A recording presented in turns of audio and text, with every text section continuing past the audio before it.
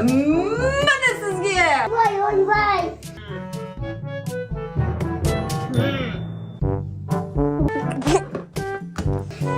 Ne soldun bana? Ukol saldım sizga. Бұл Бегалиевтер отбасы. Бұл Хадиша. Бегалиевтер отбасының ең кішкентай қызы. Ол азынан кешке шейін өстіп ойыншық ойнағанды жақсы көреді. Бұл осы отбасындағы біздің Дархан атамыз. Дархан деген атамыз азаннан кешке шейін телефон шыққанды жақсы көреді екен. Бүгін атамыздың чоты басы ауырып тұр. Мен басым ауырып тұр. Мен телефонды қойып жата тұрайын. Қоя тұрса ұйықтап алайын. Атасы жатып ұйықтап алсам, жазылатын шығармын деп қояды.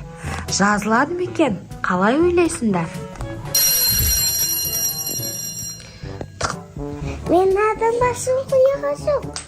Қадиша дәрігерді шақырш. Ата, сен ананан кешкешек сотқа көріп басын ауырды.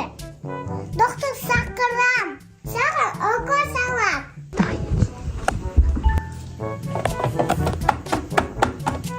Алло, доктор. Мен атам ауырып жатыр. Тез үйге кел. Ата, доктор шақырып қойдым. Что-то кешіріп жатыр. Не бітіріп жүрген? Кәстегесін жасай таттысам. Атасы ашуланып, доктордың сазайын тартқысы келіп отыр. Немересі де жағдайды ушықтырып отыр.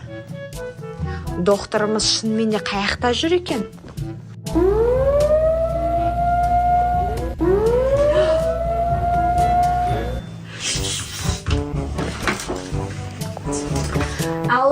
Алло. Иә. Атаң ба, атаң? Жасы нешеде? Тез дейсің ба? Жарайды, қазір барамыз. Адамдар деген жағдайын айтып түсіндіру керек емес па? Адам деген ауырып жатса деген адресін айтып қойып қоям екен. Кішкентай қыз-ау деймін, чота. Қазір жандарын шығарып, уколдарын салып, сазайларын тартқызып қайтайын. Ұйқымды да бөлді ғой. Керек жарақтарымды алып алайын.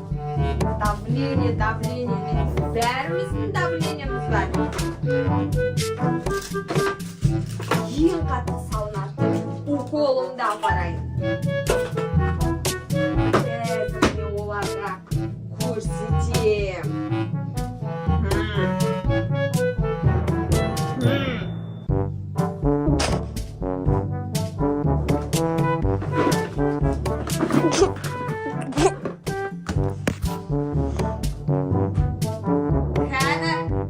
Кім ауырып жатыр маяқта?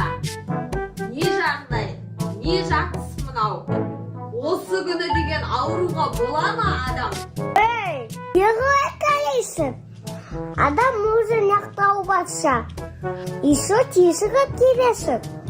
Ей, атасы далада пробка. Сендер жайып рахат үйде жатсыңдар, мен деген көшеде жаяу жүрмін ғой. Кәні, атасы, сен қай жерің ауырып жатыр? Неге ауырып жатсың? Айтып берші маған. Басым ауырып жатыр. Неден ауырып жатыр басың? Апай. Иә? Менің атамша азаннан кешкешен көп телефон көреді.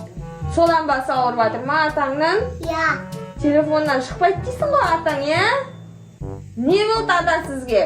Қартайғанда телефон шықып, телевизор көріп, балалармен ойнамайсыз ба? Мен телефон көріп.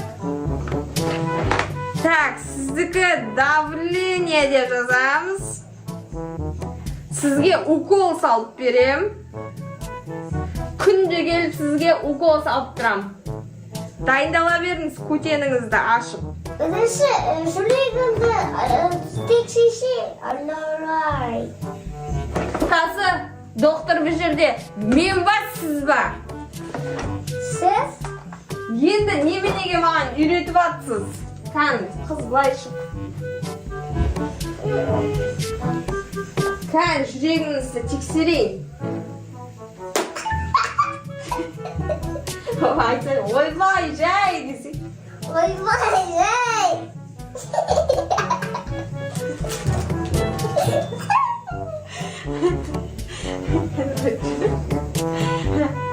Чоты жүрегіңіз қатты соғып атқан сияқты. Сізге на телефонды қою керек, атасы. Қазір мен укол дайындайын сізге. Мына жақта уколым бар еді, ат деген. Так. Дайын. Бұл сізді телефонды қойдыртады. Еще телефонды қойдыртады. Сосын далада ойнайтын боласыз.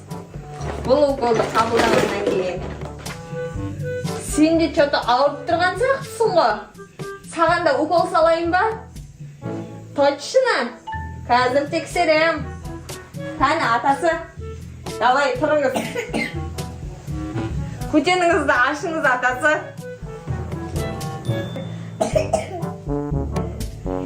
Міне сізге. Ойбай. Не соғдың маған? Укол салдым сізге.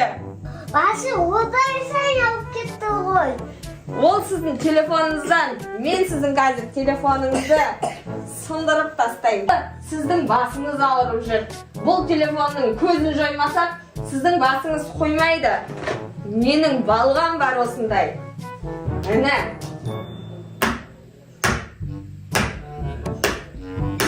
Не істедің?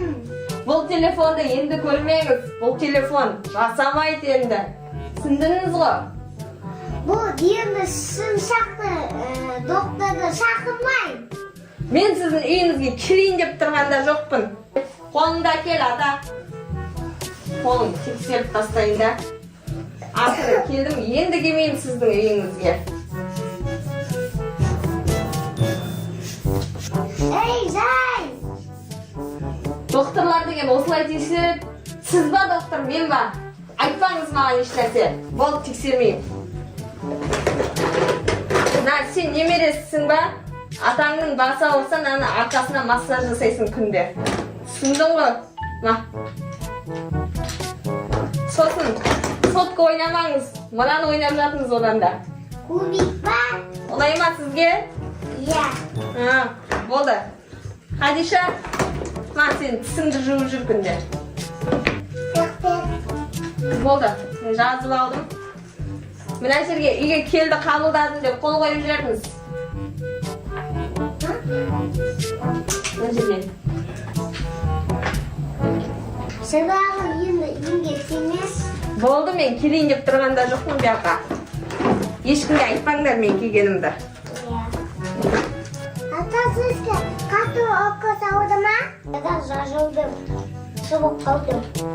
Сөйтіп, атасы мен қызына қаладағы ең қатал дәрігер келіп шошытып кетті. Енді атасы мен қызы доктор шақырмайтындай болып қалды. Иә.